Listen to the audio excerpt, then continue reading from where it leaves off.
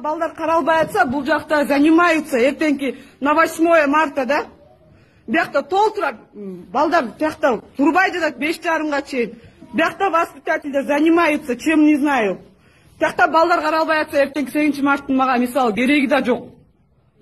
Балдар турбай калыптыр, каша жебей калыптыр, полдник жебей калыптыр. Муну кандай түшүнөбүз? Это уже перебор. Башкара албай калгандык.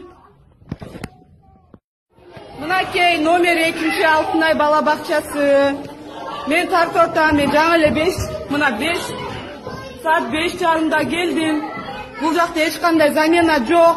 Менин балам жаңы эле турду, мына кандай түшүнсөм болот. Түштөн кийин мынакка келип каша берип атышат. Элден калган кашаны жебейт менин балам.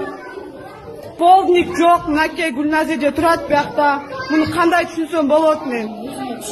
Мына балдар биякта эч кандай жыйналган жок, замена жок, нянечкалар увольнять этип кетип атат.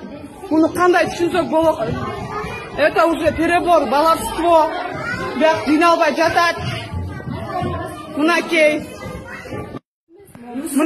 бул 5 номер 2 Алтынай бала бакча. Ушактан элдик репортого тартып атам. Каша жок калган, мен 5:30 келдим. Бала менче тура элек, бир да замена мугалим жок.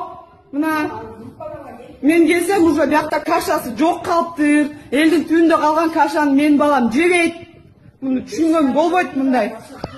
Башкара албагандык бул.